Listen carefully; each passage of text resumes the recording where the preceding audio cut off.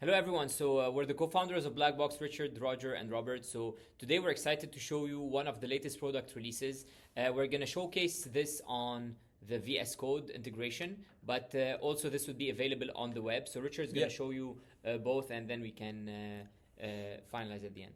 Yeah, so here this is one example of using the browser agent part of your workflow, and specifically for also coding use cases. You can use it for any purpose.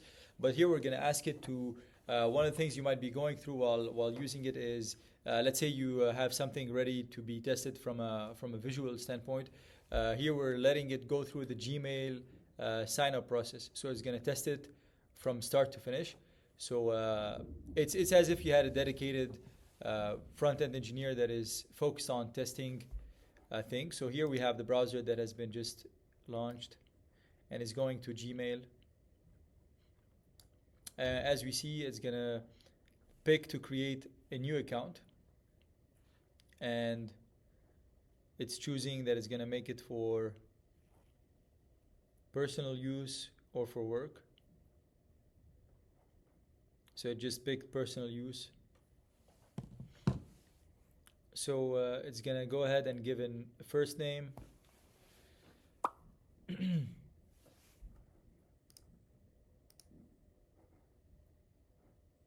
It's picking the dates.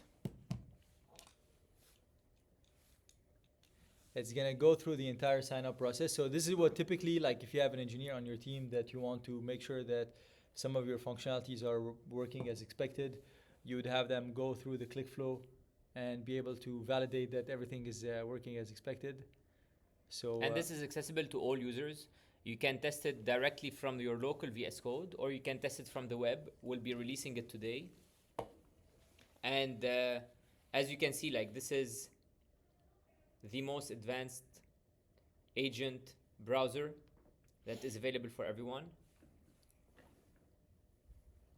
So it's now seeing some suggestions by Gmail, and it's going to be able to, okay, it's creating your own. Are you sure this is the agent or the laptop is being haunted? Taken over, yeah.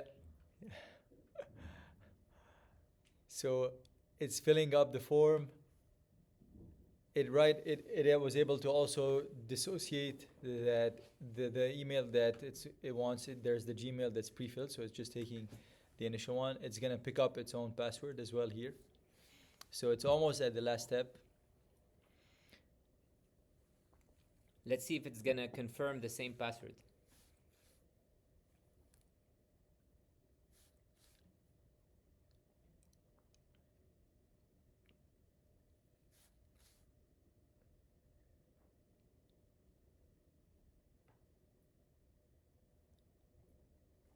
So now we're going to add one more user to the Gmail user base. Confirm you're not a robot. So let's see which phone number it's going to give it. We're going to give it our own. You see? We've reached the phone verification. Since it's a test sign-up process, we can't actually complete it. We're going to give it our phone number. Yeah. Okay.